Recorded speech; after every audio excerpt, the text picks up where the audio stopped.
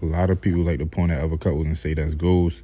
They start comparing like, look what he do for her, or look how she move for him, and try to bring that to their own situation. But me personally, I don't believe in all of that, because I know everything glitter ain't gold. You never really know what's going on in somebody's relationship behind them closed doors, especially with social media. Folks only show what they want you to see. A lot of people base love off of what the other person brings to the table, money, status, or what they do in the streets. Some people out here got their girl or their man moving weight, holding blicks, or being a lookout. And some relationships go even further, setting up plays, hitting licks, or even planning hits together.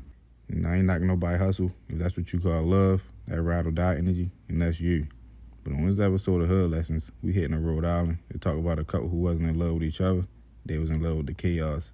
And in the end, they left somebody laid out over a game that wasn't even worth it. Back in 2019, 18-year-old Shaylyn Morris was like a lot of young people looking for love online. That fall, she ended up linking with a dude named Leonard, who just so happened to be from our same area out in Roanoke Island. They chopped it up online for a couple of months, flirting, getting to know each other through messages, before finally linking in person. When they did meet up, Shaylyn and her homegirl Leslie pulled up the Leonard crib on Bassett Street, where he lived with his peoples. Everything was cool at first. He introduced her to the family, vibes was straight, everything seemed cool. But just 4 days in, the energy switched up. The couple got into some type of argument, and by the end of the night, Shaylyn stormed out the house.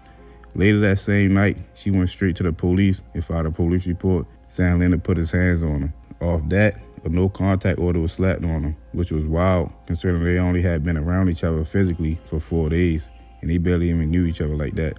But what came after that was a real story. After the breakup, Shaylyn started spiraling. She began texting Leonard, sending wild threats saying she was going to take him out, his mother, his brother, even his family political rep. She said she pulled up to the daycare where his mother worked. She started posting on social media like she was on full demon time, talking about needing somebody who would ride for her no matter what, even sharing a story about a dude who let off shots at a party just because people ain't saying happy birthday to his girl. And what she say, she wanted somebody like that. Not long after that, she went looking for another ride online. That's when she came across a dude named Jack. He was based out of New York at the time, and he loved a flashy lifestyle, always posting on social media like he was ready for whatever. He called himself a Glock shooter and went by the nickname Bloody Boy Santana. The two of them started getting real close online. Jack would hype her up anytime she posted about Leonard, making it clear he was down to crash out if she needed it. From the outside looking in, it was clear they was both on go mode.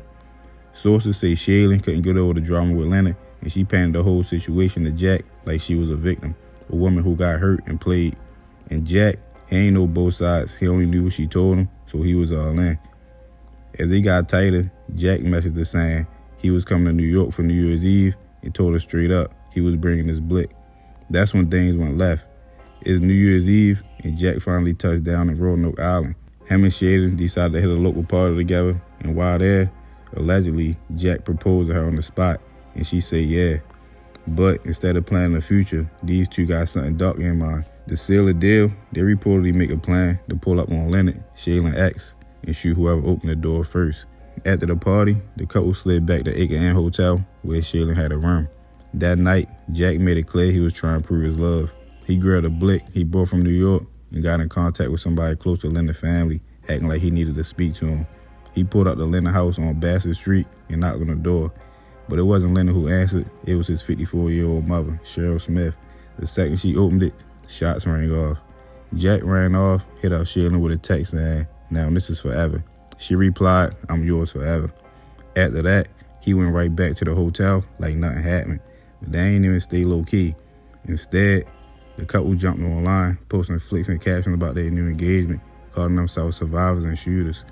Jack even said, "Hell no, I went beast mode last night and dropped the hashtag Bloody Santana while posting a blick." Meanwhile, back at the scene, Cheryl had been hit multiple times, and she passed away before help could even arrive.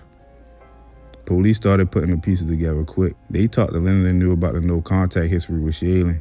Before they checked our socials, it was all there. The threats, the captions, the story of Jack coming into town with a weapon. Everything lined up. Law enforcement tracked them down to the Acre Inn, where they were just about to check out and dip. And as police approached, Jack tried to rush him while Shaylyn made a run for it, but both were snatched up right there. Jack still had a blick on him with an extra clip in his bag. They was both charged with first-degree murder, conspiracy, and a stack of other felonies. When the case hit trial, their social media trail and text messages was more than enough to seal their fate. At first, they both pled not guilty, but eventually, Shaylyn took a plea and was sentenced to life for being the alleged mastermind behind the setup. As for Jack, he's still fighting the case. No sentencing yet, but he definitely faces serious time. Rest in peace to Cheryl. My heart go out to her family. She ain't had nothing to do with any of this, just an innocent mother at her front door. This story, you feel me, is crazy from start to finish, but it should be a lesson. Don't let love blind you, and don't believe everything somebody tell you, especially if you barely know them.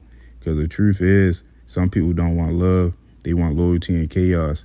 And if you're not careful, you'll end up crashing out behind somebody who ain't even real with theyself. Again, man, rest in peace to Cheryl. You feel me? This whole situation wild, like super wild. I've been sitting on this one for a minute. You feel me? Debating if I should even tell a story, you feel me, or just let it sit.